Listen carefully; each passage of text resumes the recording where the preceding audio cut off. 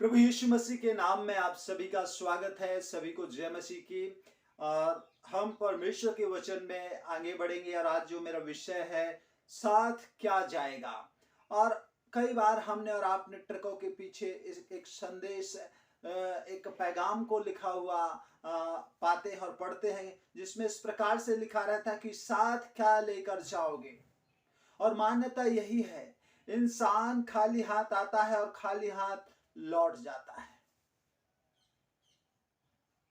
सिकंदर ने 32 साल की उम्र में कई राष्ट्रों, कई देशों पर जीत हासिल की। उसने बहुत से राज्यों को अपने अधीन कर लिया, उन पर उसने जय पाली 32 साल की उम्र में। लेकिन इतिहास गवाह है और बताता है कि वह एक छोटी सी बीमारी से, एक बीमारी से हार गया।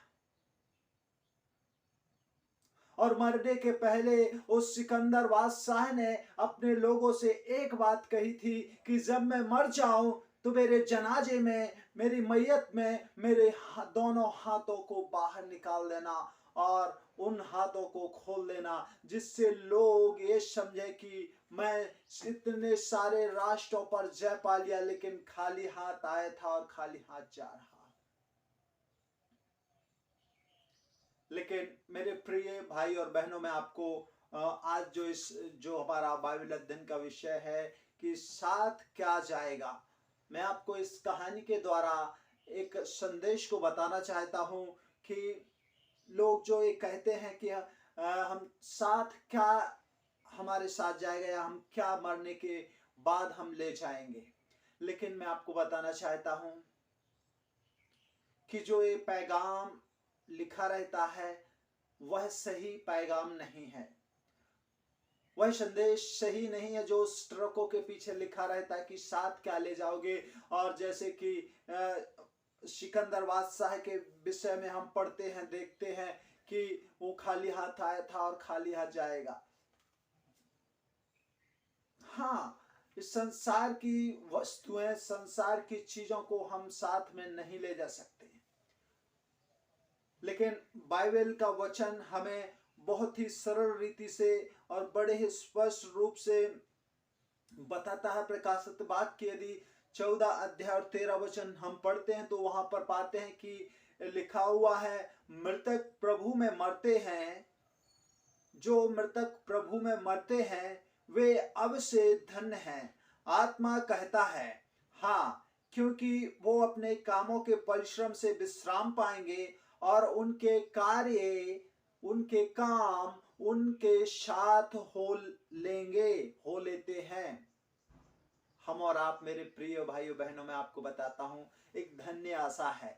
और जो लोग बोलते हैं कि हम साथ क्या लाए और क्या ले जाएंगे, लेकिन मैं आपको बताना चाहता हूं कि जो प्रभु में मरते हैं, जो प्रभु में सोते हैं, वे अब से धन्य हैं। वे अपने कामों से विश्राम पाएंगे और उनके कार्य जो वो किए हैं इस दुनिया में रहते हुए, वह उनके साथ हो लेंगे। और यहाँ पर प्रकाशित वाक्य 14 अध्याय और 13 वचन में स्पष्ट रूप से लिखा हुआ है।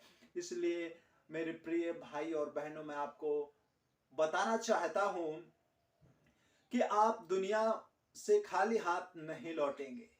जब आपका देहांत हो जाएगा, जब आप इस दुनिया को छोड़ेंगे, तब आप खाली हाथ नहीं लौटेंगे। जो काम आपने किए हैं वो आपके साथ हो लेंगे।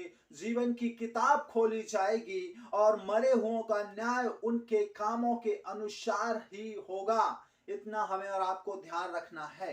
हर बुरे और अच्छे कामों का प्रतिफल मनुष्य को दिया जाएगा।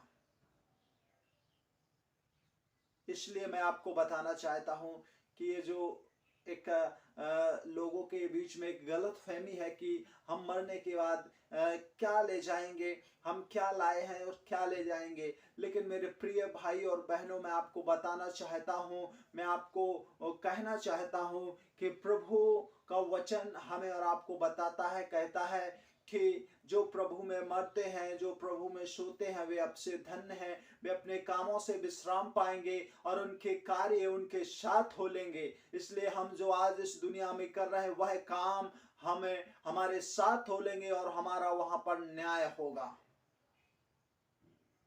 इसलिए हम परमेश्वर के वचन के अनुसार अपने जीवन को व्यतीत करें, परमेश्वर की इच्छा, परमेश्वर की मर्जी को माने। प्रभु आप सबको बहुत आशीष दे।